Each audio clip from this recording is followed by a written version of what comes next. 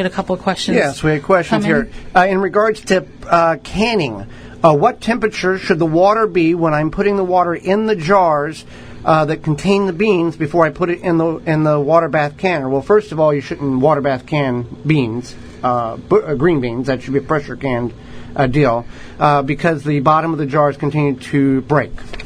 Okay, so what you want to do is when you are canning any item, you want to use hot jars, hot food, hot liquid, hot whatever, into your hot jars into the hot canner. She's pickling these green beans, so that's okay in the water bath. Yep. Mm-hmm. Okay.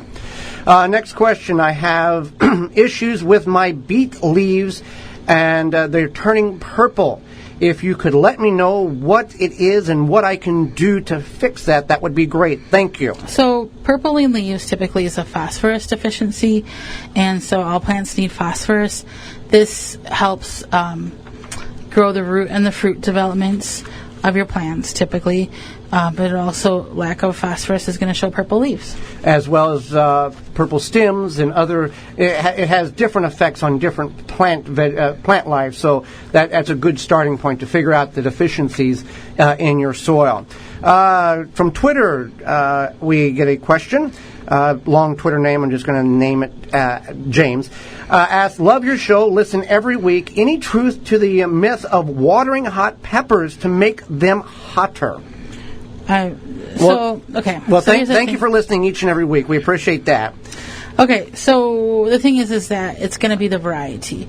You whatever you plant is it's a variety. It's quite opposite. Less water, less nitrogen, and then leaving them on the vine longer will intensify the heat. The capillaries in the pepper. But yeah, it definitely depends on the variety of pepper, because some is very mild and others will take the paint off your car. That type of heat intensity.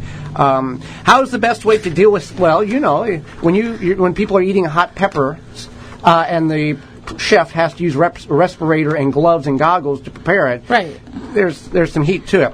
How can we deal with slugs in the garden?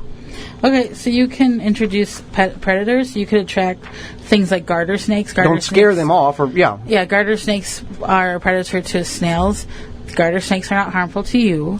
They're good. They're friends of the garden. Right, but if you see a snake, it's going to make you step back. You're not going to go over and try to pet it. But yeah, garter snakes are very beneficial to the garden. They work very well. You can also set traps out for the snails. Is like what you would do with slugs is you take some beer, and you bury a little small pan. Any specific kind of beer? Well, slugs seem to like IPAs. I don't know about snails. The hoppier type. Yeah, they like the hoppier type. So what you do is you take your little pan, your little dish, and you bury it soil level, and then you put your beer in there, and they're going to be attracted to that. They're going to fall in, and then they're basically going to drown. Here's the thing. When we place the beer in the container level, put it away from the issue so the slugs and the snails will go away to get drowned in the beer. What is the best way to store Jerusalem artichokes over the winter? In the garage, is that okay, or in paper bags? Good question. We have a tremendous amount of artichokes as well. They're growing in our garden. Jerusalem artichokes are a root crop that is less starchy than a potato, better for diabetics, but check with your local physician for that. The best way to store Jerusalem artichokes is to leave them in the ground, but obviously here in the upper Midwest,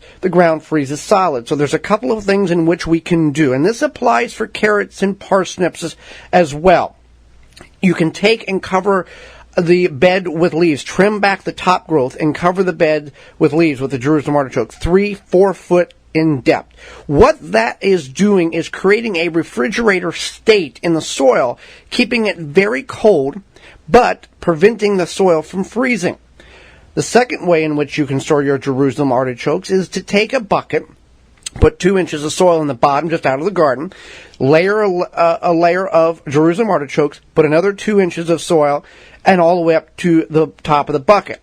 We take and store ours in an unclimatized stairway up to our attic. What you can also do is store that bucket in an unclimatized garage or shed, somewhere where it's not going to freeze solid, but it's going to be a very refrigerated state. And then you can dig them up out of the bucket when you want them. The other thing we have found that works somewhat decent is to harvest the Jerusalem artichokes and then take and put them in an airtight bag in the back of the fridge or in the crisper. That seems to keep relatively well, but not as long as the soil in the bucket in the stairwell of the attic. Tom in Milwaukee wants to know, is it safe to use the condensation water that comes off his air conditioner? Well, let's go to Ben Bartley. He is the farm property supervisor at Standard Process. Standard Process is your trusted whole food supplement manufacturer for over 90 years. To help identify the best supplements for you, find your local health care professional. Go to standardprocess.com/patient. Hi, this is Ben Bartlett from the Standard Process Organic Farm. Today we have a question from Tom in Milwaukee who asks if it's safe to use the condensation water from his HVAC unit to water the garden. Actually, yes. The condensation is a great way to reutilize water that otherwise would go to waste. So the water is not run through the unit, so it doesn't pick up any chemicals, and it's still safe to use. Another way to collect and reuse water is to store the rainwater off your roof in barrels and then reuse it to water your garden in the dry season.